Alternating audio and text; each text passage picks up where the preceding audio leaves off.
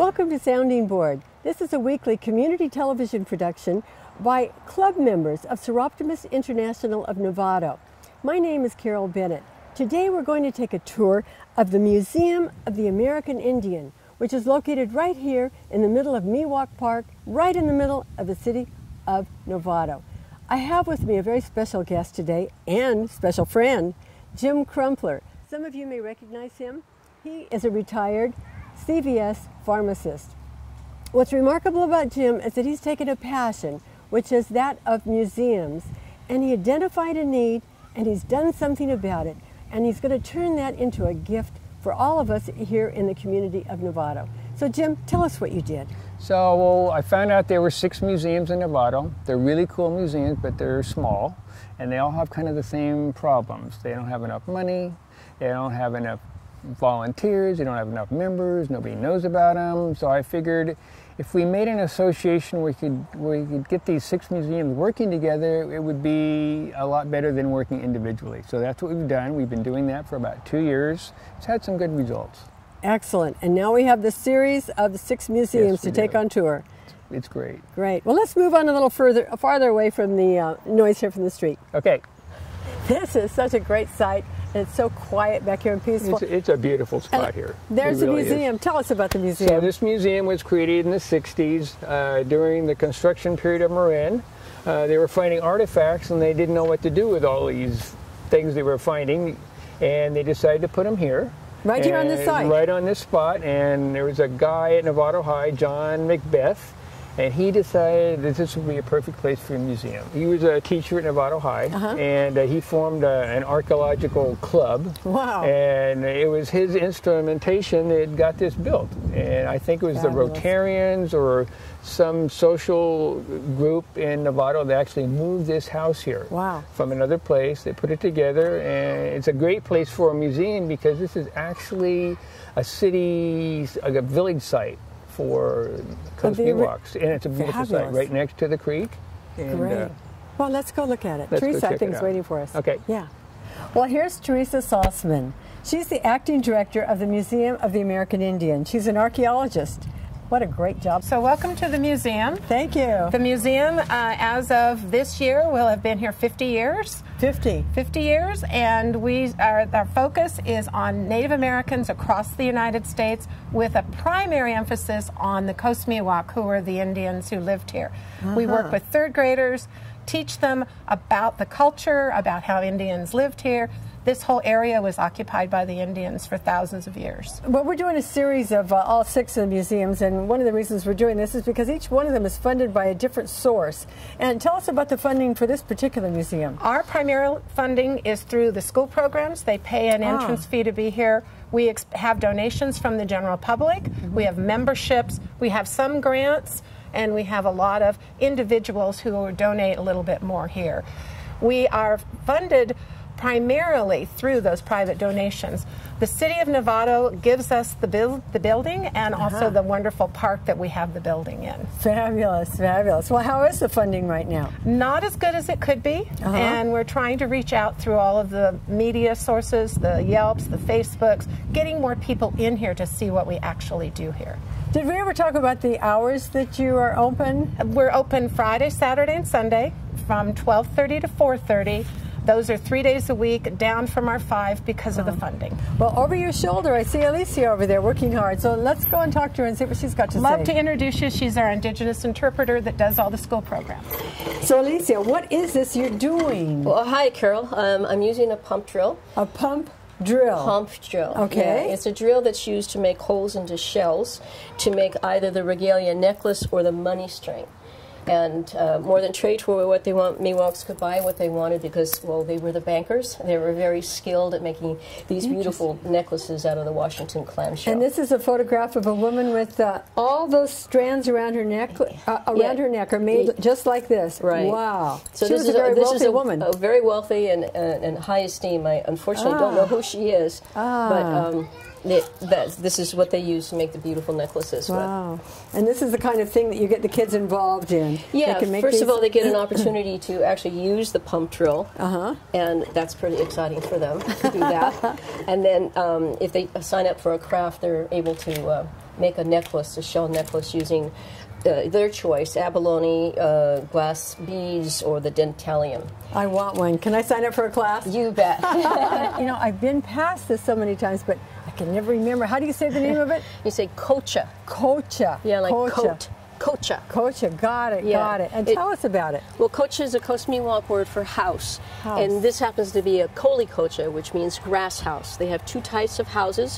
One is made out of bark, and this one is made from the grass of the tule. Tule. Okay, I get it. Yeah. Okay. And Good. you use the framework is made out of willow. Willow is bendable, so you make your framework out of that, and then you put the tule going all the way around, like shingles, one layer over the other. Got it. If you do it correctly, it will keep out the wind and the rain. It's a couple of degrees warmer in the wintertime and a couple of degrees cooler in the summertime. Okay. On the floor is an earth floor, but you have a tule mat that's woven pretty tightly together, and you'd spread that on the ground. Okay. And then your mattresses would also be made out of tule. This is tule then, huh?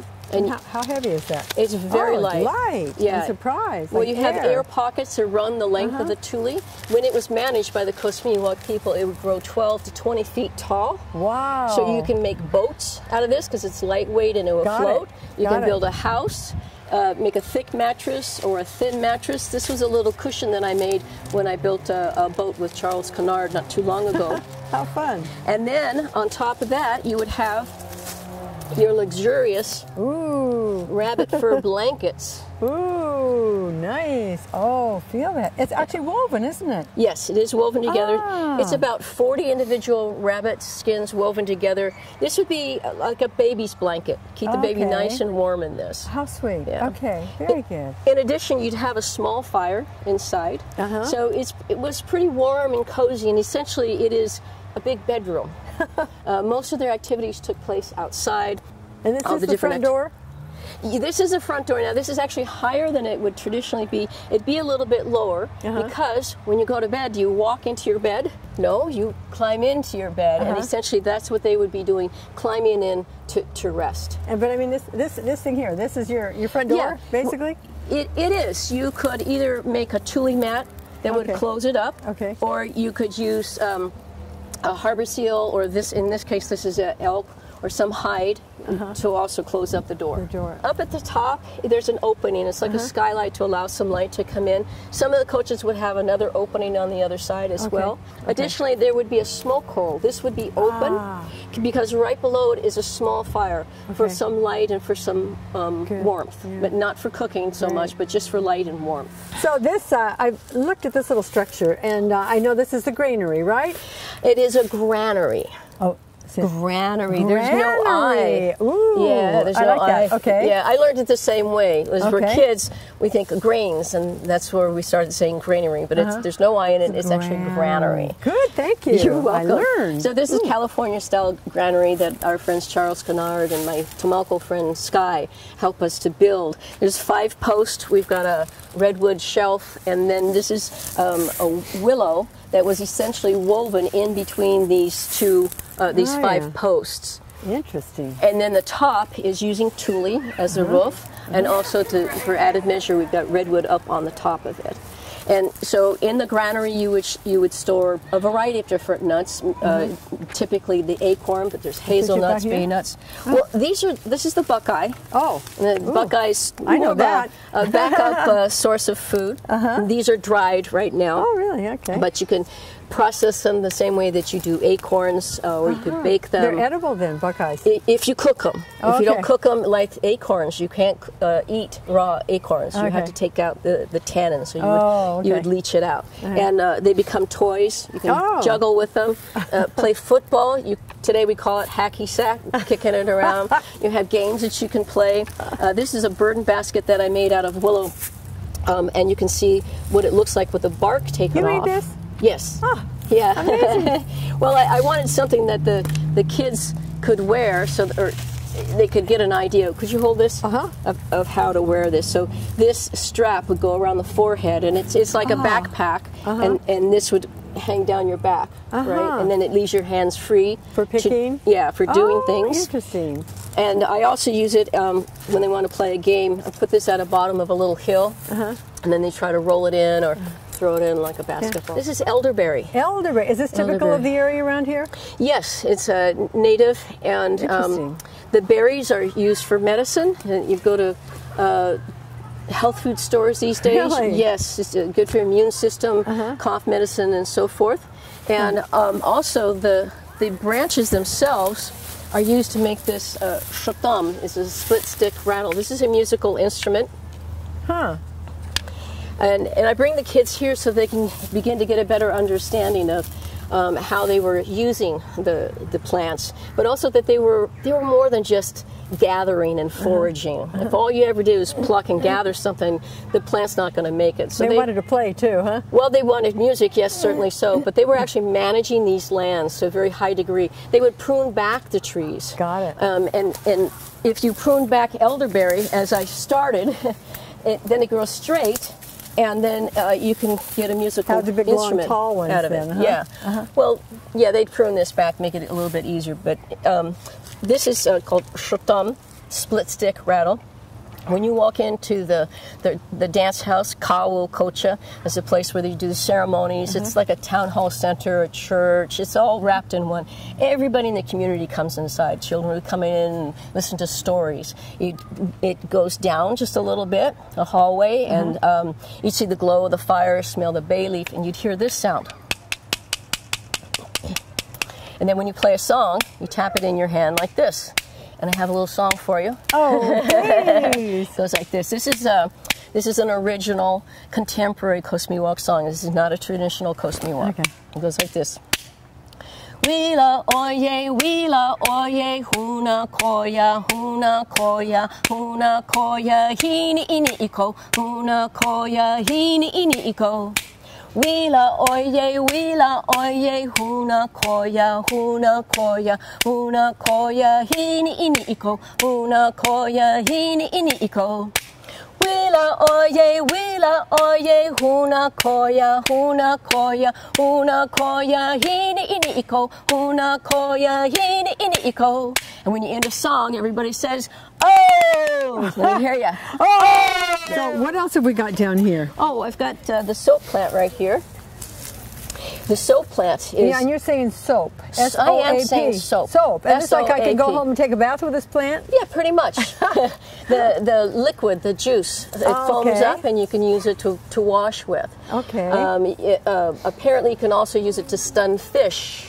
Oh. It confuses the fish. If you put the filmy substance on the water, they rise up to the surface and you'd be able to harvest the fish. Not all the fish, it's only in a contained area, and certainly don't use it today. It's against the law. Yeah. But the Coast Miwok, like other California natives, are, in my opinion, like master gardeners, botanists, and so forth. They know multiple usages of each of the plants. So just this one plant, you've got soap,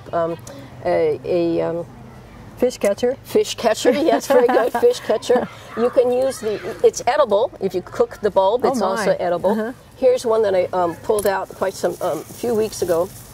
And you can see these little bristles here.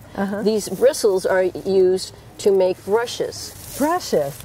There's 3 types that I'm aware of. One is used like a whisk broom. Okay. So when you're pounding your acorn and you have some flour, you can brush it back in place.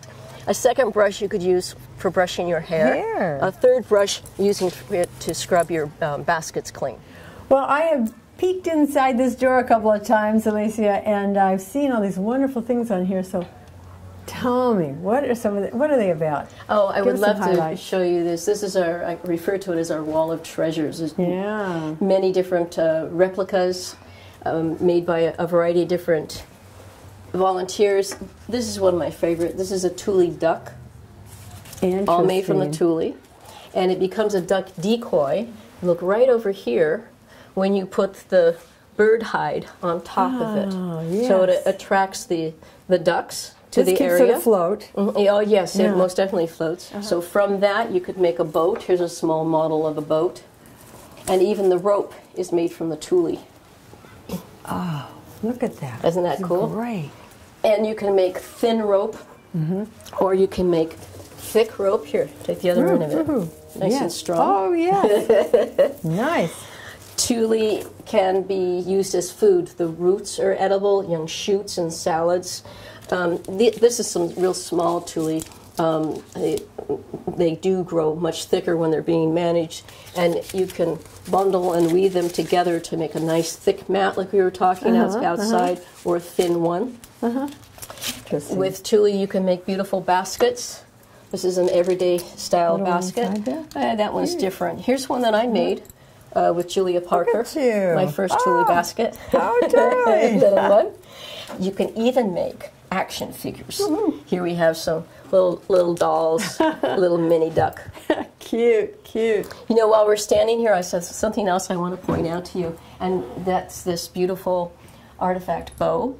And what's really cool about it, if you look very carefully, you'll see some lines in the bow, and they would glue sinew in the back of the bow, and that would make it more bendable, but durable, more stronger. And the glue, remember we talked about the soap plant? Come on over here. You brush it over the object that you want to glue. When it hardens, there's your glue. Plastic. Yeah, kind of. Yeah, sure. Yeah, very strong. Interesting. Yeah. So the thing to keep in mind is that the people knew about multiple usages of the plants. And they diligently experimented for hundreds, thousands and thousands of years in very close, intimate relationship with the plants as our relatives, not as objects.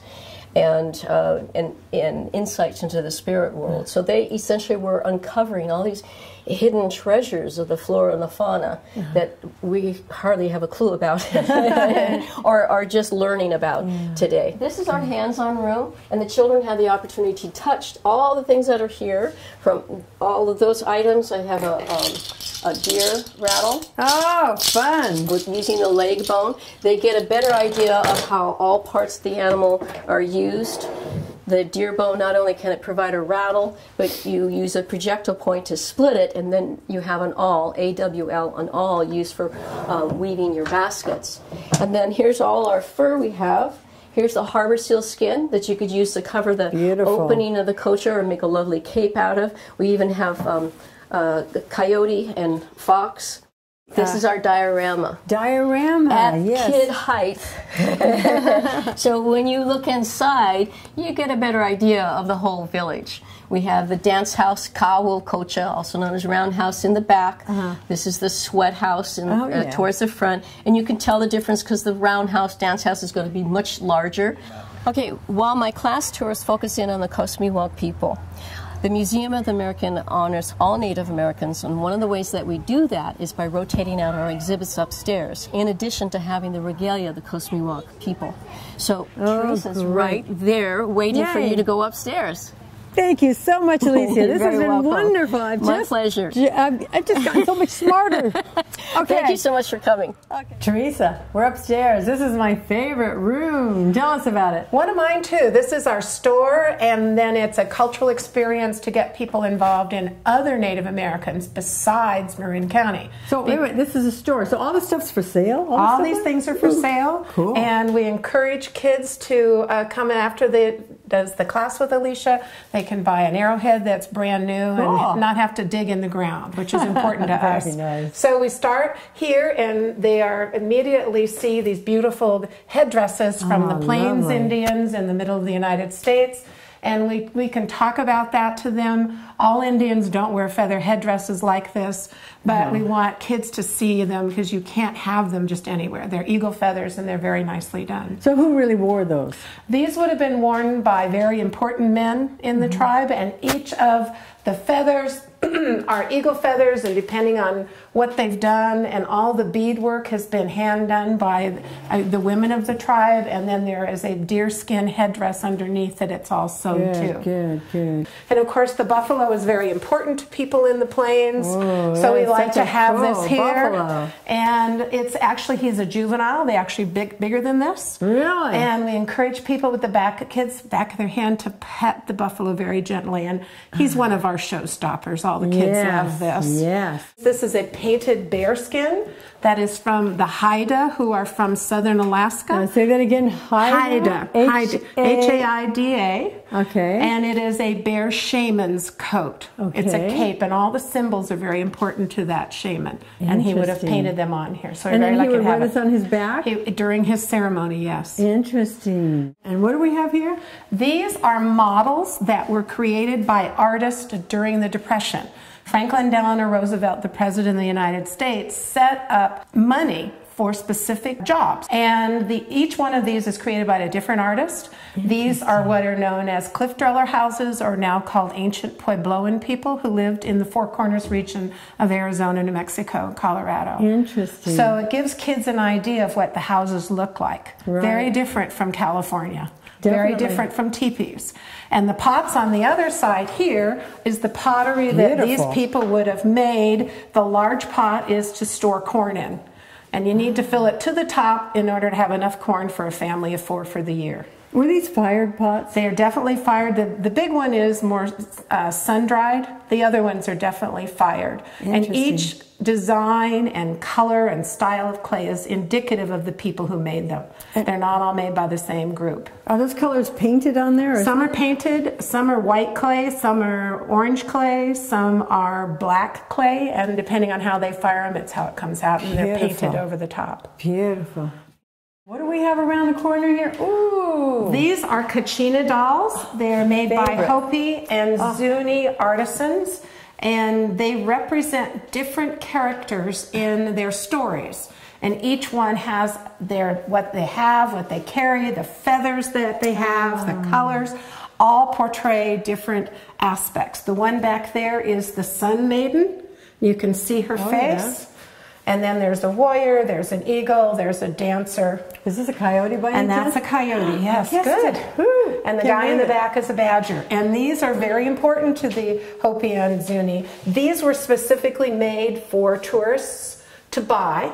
The original Hopis that they use in their ceremonies are sacred to them, and they are not visible or shown to the population. Do they look something like this, though? Very similar, but different. A little different. And they're part of their culture, where they have big dances and big get-togethers, and people dress up, and the Kachinas come out and either scare the kids or bring the corn. Each one has something important to the people in the village. Interesting. Again, very different than the Coast Miwok. Yeah, great. This is a baby basket that was made for an exhibit called Precious Cargo for the museum. You can see the babies all swaddled, and the basket is made by a Pomo lady who is in north of here, north of the Miwok, and the baby's very tidy and very secure. The mother carries the basket on her shoulders or a tump line on her head, and then she can put the baby down wherever she is, so her hands are free to gather nuts or work or cook or whatever. So the baby's very content. This is the coyote, and the kids love the coyote, and everywhere in California stories, he is the wily coyote. He's the trickster. He tricks the creator into creating people out of mud. He's constantly kidding everybody, and then he's here, he's part of the dance. He is a symbol of characterization. This is something we use with all of the students because they need to know that not all Indians are the same. They're very diverse, they're linguistically diverse, they're culturally diverse. So here you have little pictures to kind of show the diversity, plus the Indian name, and then the name that was given to them by either the Spanish, English, French, etc. Well, my father came from this area, and he always claimed that there was a Cherokee in our family. Well, and we asked the kids, do any of you have Native American ancestors? And inevitably there's 2 or 3, and then they can come up to the map and find where they're from. And this is in Arkansas, is where your Cherokee are from. The United States had more Indians at contact than the entire population of Europe. There were over 3 million people here before the Europeans came here. And of course, California, like today, was one of the most linguistically diverse places in the world. Wow. Now you mentioned the artist, Ed Willie. Willie, is this one of his? It's one of his pieces, and he got a grant through the California Arts Council. And what it is a skirt that is made of netting, and then onto that netting the eagle feathers are sewn on. And he wears this as part of the dance regalia for special events at the equinoxes and the summer solstices when the Indians get together to celebrate those events. This is a headgear piece, which is, those are flicker bird feathers. Flicker birds. And there's only about 4 or 5 per bird, so you can see how many birds you need to get to make the headband. And here you have a doll that's dressed up like a woman. A Pomo woman would have dressed up for the dance part, for the dance events. And these were special gatherings. And you can see the clam disc beads around her neck, the abalone, and of course the wonderful eagle head. Interesting. And this shows how everything is made. And again, he uses native materials, researched everything extensively, and that's the netting that the skirts are actually, where the feathers are sewed onto. Quite a project. Interesting, yeah. Yeah, we're very fortunate to have this, but he takes things away because they have to go to the dances. Yeah. Because they believe things have to live. They can't just be static at the museum. Okay. So there'll be times when they're gone because they're dancing. And then they'll come back. Good. So hopefully you've enjoyed everything at the museum and learned a lot. This is just fabulous. I love being here. I love just the whole feeling of this whole place is just wonderful. Good. Jim, this is a fabulous museum. It just really touches my heart. It's very special to me. And here it is right in the middle of Novato, in the middle of Miwok Park. It's really a terrific venue. I mean, you got this great museum, this wonderful park. I think it's like 3 or 4 acres. There's all kinds of picnic tables, barbecue pits. It's just a wonderful place to bring a large group of people, actually. And then the crowning jewel is the museum. Right. And one thing we also need to remind our audience is, of course, that they're always short of funds here. It seems like they just are, right now, they're just really needing to have some more funds. So if anybody has any sources of sponsors or donations, they would really enjoy that. Well, I'd need to remind you that all the 6 museums in Novato are short of funds.